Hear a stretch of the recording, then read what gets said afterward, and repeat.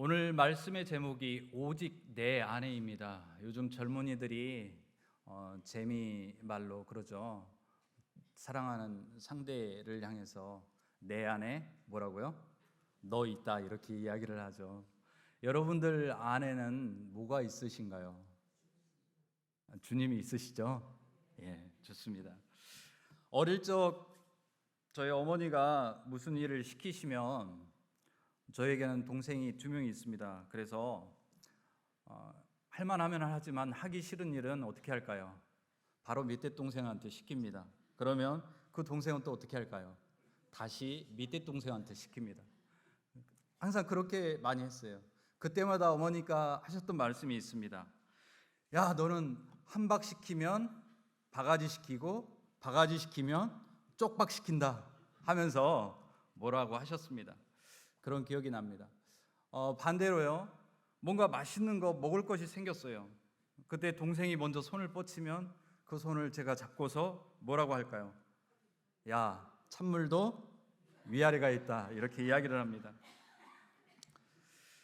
가족이 함께 식사를 할 때 할아버지 그리고 아버지, 저는 별도로 상을 받았습니다. 그리고 어머니와 동생들은 저쪽에서 따로 상을 차려서 먹었습니다. 상대적으로 유교적 영향이 강한 시골에서 자라다 보니 이처럼 알게 모르게 서열이나 순서를 지켜야 한다는 것이 이렇게 삶에서 익혀진 것 같습니다. 오늘 본문은 이와는 다르지만 신분 그리고 인종적인 차별로 인해 발생한 사건을 통해 의롭게 되는 것이 무엇인지 말씀하고 있습니다. 갈라디아서는 바울의 지난 삶에 대한 회상 4개가 있습니다. 첫째는 바울이 다메섹 도상에서 예수님을 어떻게 만났고 전과 후가 어떻게 바뀌어졌는지 회상합니다. 그리고 두 번째는요, 그가 예수님을 만난 후 3년 동안 아라비아 쪽 선교를 하고서 예루살렘에 올라갔던 그 사건을 회상합니다.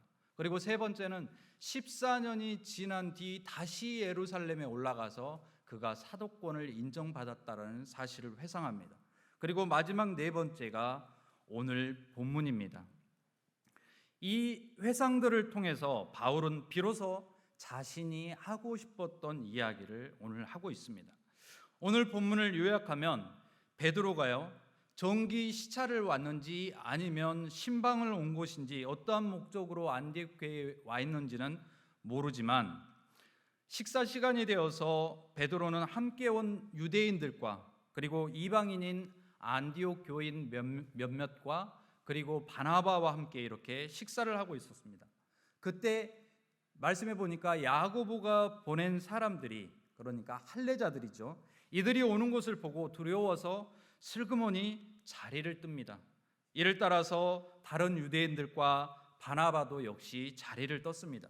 이 사실을 안 바울이 사람들 앞에서 대놓고서 면전에서 베드로의 이중적인 생활을 질책하였습니다.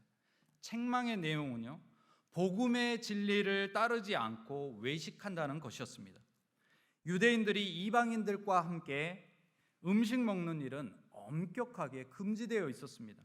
만약 유대인 그리스도인들이 할례받지 않는 이방인 그리스도인들과 함께 음식을 먹는다면 그것은 가히 혁명적인 일이었습니다. 그런데 안디옥 교회는 이 뿌리 깊은 금기 사항을 과감히 없애버린 것 같습니다. 유대 그리스도인들과 이방 그리스도인들이 함께 음식을 먹는 풍습을 만들어냈습니다.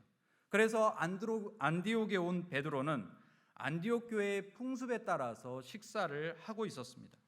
그때 예루살렘에서 온 야고보파 소속의 몇몇 사람들이 오자 베드로는 황급히 다른 사람들과의 교제를 끊고서 그 자리를 떠났습니다. 그는 마치 식사에 참여하지 않은 사람인 것처럼, 또는 이방 그리스도인과는 전혀 어울리지 않은 듯 그렇게 행동했습니다. 바울이 더 놀란 것은요, 그의 동역자이며 이방 선교의 지도급 인사인 바나바까지도 그런 것이었습니다. 마치 시저가 블루투스 너마저 하면서 죽었던 것처럼 바울도 이 바나바를 보고서 얼마나 놀랐는지 바나바도 라고 했습니다. 문구에서 다른 사람은 몰라도 바나바만큼은 그래서는 안 되지 라는 그런 바울의 안타까운 심정이 읽혀집니다. 그래서 바울은 복음의 진리를 저버리고 외식하고 있다고 이들을 책망한 것입니다. 여기서 바울이 말한 복음의 진리는 무엇일까요? 오늘 본문에 적용하면요, 유대 그리스도인들과 이방 그리스도인들을 분리시키는 이 율법의 장벽을 허물고 한 식탁에서 친교를 나누는 것입니다. 그런데 게바와 그 일행들은 할례자들이 나타나자 두려움으로 인해 슬그머니 자리를 피하였습니다. 그래서 바울은 베드로를 책망하였습니다. 저는 베드로가 이방인들과 식사 자리를 피한 이유가 쉽게 이해되지가 않았습니다. 왜냐하면 사도행전 10장과 11장에 보면요, 베드로가 무할례자인 백부장 고넬료와 함께 식사한 사건이 기록되어 있습니다. 바울이 이 동네에 와서 무드장이 시몬이라는 사람의 집에서 있을 때였습니다. 환상 중에요, 하늘에서 그릇이 내려오죠. 그런데 그 그늘에 담긴 것이 뭐냐 하면 네 발 가진 짐승과 기는 것과 그 다음에 공중에 나는 것들이 있었습니다. 그러면서 음성이 들렸습니다. 베드로야, 어서 잡아먹어라 했습니다. 그런데 베드로는 주여, 그럴 수 없습니다. 속되고 깨끗하지 아니한 것을 제가 결코 먹은 적이 없습니다. 이렇게 이야기했습니다. 그러자 하나님께서 깨끗하게 하신 것을 내가 속되다고 하지 말아라. 이런 일이 3번이 있은 후에 그릇이 곧 하늘로 올라갔습니다. 그 베드로가 이렇게 고백합니다. 내가 참으로 하나님은 사람의 그런 외모를 보지 아니하시고 각 나라 중 하나님을 경외하며 의를 행하는 사람은 다 받으시는 줄 깨달았도다 라고 말합니다. 그리고서 이제 이방인들과 식사를 하죠. 그런데 그랬던 사람이 어떻게 이런 행동을 할 수 있었을까 쉽사리 이해가 가지 않습니다. 또한 야고보를 보면요, 야고보는 사도행전 15장에서 이렇게 말합니다. 내 의견에는 이방인 중에서 하나님께로 돌아오는 자들을 괴롭게 하지 말고 다만 우상의 더러운 것과 음행과 목매어 죽인 것과 피를 멀리하라고 편지하는 것이 옳다, 이렇게 이야기를 합니다. 성령과 우리는 이 요긴한 것들 외에는 아무 짐도 너희에게 지우지 아니하는 것이 옳은 줄 알았다라고 말하는 것을 보아 이 할례자들은 야고보와 긴밀한 관계에 있었던 사람들은 아닌 것 같습니다. 추측하건대 이들은 예루살렘에 있는 그리스도인 분파 중 극보수주의자들이거나 고발할 명분을 찾는 유대교 감찰단들이 아마 여기에 왔을 거라고 추측할 수 있습니다. 이들의 등장에 베드로는요, 황급히 자리를 떴습니다. 바울은 이 행동에 화를 냈습니다. 우리 14절을 찾아서 함께 읽어보겠습니다.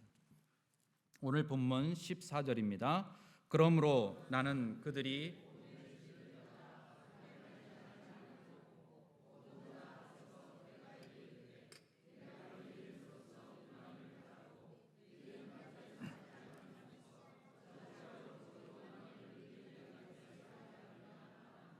하였노라. 아멘. 이방 그리스도인과 유대 그리스도인이 한 자리에서 함께 음식을 먹는 밥상 교제가 무엇이기에 그것을 파괴하는 것은 복음의 진리를 위반하는 그런 행위가 될까요? 그리고 그것을 거부하는 것은 결국 이방 그리스도인들로 하여금 유대인이 되도록 강요하는 행위가 되는 걸까요? 복음서에서 예수님은요, 적대자들로부터 그는 세리와 죄인의 친구다는 비난을 종종 받았습니다. 예수님은 당시 유대 사회에서 세리 또는 죄인이라 지목받은 사람들입니다. 그리고 천대와 소외 속에 버려진 사람들과 어울려 식탁 교제를 나누셨습니다.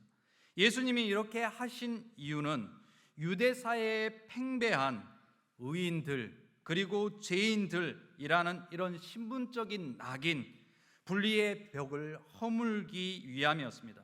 따라서 안디옥 교회도 복음의 진리를 따라서 신분적, 인종적 차별이 없는 그런 밥상 공동체를 실천한 것입니다. 밥상 교제는 단순한 식사 행위 그 이상이었습니다. 사람들 사이를 가르는 인종적인, 계급적인, 신분적인 분리의 벽을 모두 허물고서 모든 사람이 이제 하나로 어울리는 공동체를 이루는 것. 이 속에 마지막 때 구원받은 공동체의 모습이 부분적이지만 담겨 있습니다. 왜냐하면 그리스도께서 십자가 죽음을 통해서 유대인과 이방인 사이에 이런 막혀있는 담을 헐고 그들을 하나 되게 하셨기 때문입니다. 안디옥 교회의 밥상 교제는 이러한 십자가의 의미가 담겨 있습니다. 유대 그리스도인들이 이 밥상 교제를 거부하는 것은 유대 그리스도인들과 이방 그리스도인 사이에 옛날에 그 헐어져 버린 헌 분리 장벽을 다시 세우는 것입니다. 그것은 하나의 밥상 교제가 폐지되는 것을 넘어서 종말적 구원에 대한 약속과 희망에서 이방인들을 배제시키는, 제외시키는 의미입니다. 또한 베드로의 행동 이면에는 이 구원에 참여하기를 원한다면 이방 그리스도인들이 할례를 받고 그리고 유대 민족의 일원이 되어야 한다라는 의미가 내포되어 있습니다. 이러한 시각에서 볼 때 베드로의 행동은 십자가 죽음을 무효화시키는 것, 그리고 복음의 진리를 폐기하는 것이 됩니다. 믿기는 하되 행동이 다른 그 안에 있는 그리스도를 보지 않고 자신의 행보에 막대한 영향을 끼칠 그 할례자들을 의식한 행동, 그로 인해 이방 선교에 끼쳐질 부정적인 영향들, 그래서 바울이 이것에 대해서 화를 낸 것입니다. 여러분, 어떤 사람이 평생 동안 갚아도 갚지 못할 빚을 졌다고 가정해 봅니다. 그런데 어느 부자가요, 그 사람에게 신용카드를 선물로 줬습니다. 이 신용카드는 과거의 빚을 다 갚을 수 있을 뿐만 아니라 이 사람이 앞으로 죽을 때까지 얼마든지 금액에 상관없이 사용할 수 있는 것입니다. 이러한 선물을 누가 준다면 여러분들은 어떻게 하시겠어요? 거절하시겠습니까? 아니면 받으시겠습니까? 대부분 거절하지 않고 받을 것입니다. 세상에는 갖가지 신용카드를 마구 사용하면서 사는 사람들이 있고요, 한편으로는 벌벌 떨면서 신용카드를 사용하거나 아예 신용카드는 꿈도 못 꾸는 그런 사람들도 있습니다. 이때 어떤 자선가가 나타나서 이 양쪽 사람들에게 당신들 평생 사용할 수 있는 신용카드를 내가 주겠소 하면서 선물을 줬다고 칩시다. 그렇다면 양쪽 다 그 공짜 신용카드를 아마 좋다고 받았을 것입니다. 그런데 시간이 지나자요, 부자인 사람, 부자들은 신용카드는 꿈도 못 꿔봤던 사람들이 자기네와 똑같은 그런 혜택을 누리는 것을 보고 점점 화가 났습니다. 자기들만 누리던 특권을 아무나 하고 누리는 데 대해서 이 사람들이 불만을 품게 됩니다. 그들은 선물용 신용카드만 소유한 사람들과 옛부터 자기 자신의 신용카드를 소유하고서 있는 사람들 사이에 어떤 식으로든 구별이 있어야 한다고 말하기 시작합니다. 그래서 이들은 신용카드를 선물 받은 사람들에게 자기네와 어울리려면, 아니면 자기들과 똑같이 되려면 최소한의 조건을 달아야 한다. 그 조건이 뭐냐 하면 선물 받은 이들이 스스로의 힘으로 적어도 신용카드 한두 장은 만들어야 한다, 이렇게 이야기했다면 여러분 보시기에 이런 요구가 옳은가요? 옳지 않죠. 하나님께서 예수 그리스도를 통해서 유대인과 이방인들에게 다 같이 구원을 선물로 주셨습니다. 유대 그리스도인들은 이방 그리스도인들에게 할례를 요구했습니다. 그들은 이방 그리스도인이 할례를 통해서 유대인처럼 되지 않으면 자기네들과 똑같은 하나님의 백성이 될 수 없다고 주장했습니다. 15절 이하의 말씀은 바로 이러한 상황에 대한 바울의 호소입니다. 사람의 어떠한 노력, 할례나 율법을 행하는 행위로는 의롭게 될 수 없다는 것입니다. 오직 예수 그리스도를 믿음으로 말미암아 의롭다 함을 받는다는 것입니다. 이 길 외에 다른 길은 없지요. 누가 능히 하나님이 택하신 자들을 송사하리요 의롭다 하시는 이는 하나님이시니 누가 정죄하리요? 라고 성경은 이야기하고 있습니다. 우리 인생의 진정한 재판관이신 하나님께서 우리 편에서 우리를 옳다고 인정해 주셔야지만 우리 인생이 의롭게 됨을 믿습니다. 재판관이신 하나님은 경건치 않은 자일지라도 의롭다 하시는 분이십니다. 하나님은 무할례자도 의롭다고 하시는 분이십니다. 하나님은 이방 사람인 저와 여러분일지라도 의롭다고 하십니다. 이제 말씀을 정리하겠습니다. 우리나라만 해도 서두에서 말씀드렸듯이 유교적 전통이 강합니다. 그러다 보니 보이지 않는 서열화, 차별, 분리, 배제, 소외가 사회 전반에 배어 있습니다. 말씀에서 하나님이 의롭게 하신 대상들은 택하신 자들, 부르신 자들, 예수님을 믿는 자들, 무할례자들, 경건치 못한 자들, 이방인들이었습니다. 그런데 실제적으로 이들이 바로 나요, 우리들입니다. 또 우리가 일상에서 만나고 부딪히는 이들입니다. 우리 사회에서 이들은 누구일까요? 점점 늘어만 가는 북한 이탈 주민들과 실향민들, 위안부 할머니들, 다문화인들, 실업으로 생계를 이어받는 이들, 그리고 세월호, 파리, 테러 등 예기치 않은 각종 사건, 사고로 고통받는 이들이며 가정의 해체로 신음하는 이들일 것입니다. 추워지는 날씨에 이들을 돌아보며 기꺼이 함께 식탁의 교제를 나누는 우리 되었으면 좋겠습니다. 바울은 의롭게 되는 것은 예수 그리스도에 대한 믿음에 의거하지 율법의 행위에 의거하지 않는다고 분명히 선언하였습니다. 이 선언 앞에서 우리 시편 기자처럼 내 안을 감찰하시는 하나님, 이 종을 재판에 붙이지 마십시오. 주님 앞에서 살아있는 아무것도 의롭다 함을 얻지 못함을 알기 때문입니다. 이렇게 겸손하게 나의 무능과 나의 무자격을 고백했으면 좋겠습니다. 오늘 제목을 오직 내 아내라고 했습니다. 우리는 계속해서 만들어가는 존재요, 하나님께 나아가는 존재들입니다. 이미 이스라엘 백성들은 출애굽을 먼저 경험하였습니다. 그리고 우리는 먼저 구원을 경험한 사람들입니다. 그렇다면 이제 우리는 어떻게 살아야 할까요? 오직 내 안에 그리스도를 모심으로 그리스도와 함께 그의 장성한 분량에 이르기까지 날마다 나아가야 될 줄로 믿습니다. 이제 가을의 끝자락에 서서 오직 내 안에 그리스도만이, 그리스도의 보혈만이 가득하여 믿음으로 의의 열매들을 풍성히 결실하는 저와 여러분 되시기를 빕니다. 다 함께 기도하겠습니다. 참 좋으신 하나님, 감사합니다. 오직 내 안에 그리스도만이 사시기를 소망합니다.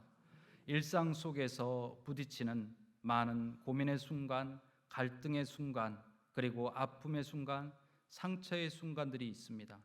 하나님, 그때마다 좌절하거나 실망하거나 무릎 꿇지 않도록 저희를 인도하여 주시옵소서. 사시는 하나님만 바라보며 나아가도록 주여 저희를 축복하여 주시옵소서. 추워진 날씨 가운데 우리 어르신들과 그리고 병상에 누워 있는 한우들을 주님 기억하여 주시기를 원합니다. 한 분 한 분 주님 치료의 손길을 펼치셔서 하나님 치료하여 주시고 또 그 치료로 말미암아서 하나님께 영광 돌리며 믿음 더욱더 굳건해질 수 있도록 인도하여 주시옵소서. 좋은 훌륭한 목회자를 주님께서 보내주셨습니다. 이성호 목사님을 중심으로 다시 한번 부흥의 역사를 써가며 한마음 한뜻 이루는 저희 서귀포 중앙교회가 될 수 있도록 주여 축복하여 주시옵소서. 주님의 사랑을 감사 찬양드리며 예수님의 이름으로 기도드립니다. 아멘. 할렐루야. 우리 옆에 분들과 인사하겠습니다. 오직 내 안에 그리스도께서 사십니다 라고 인사하시겠습니다. 오직 내 안에 그리스도께서 사십니다.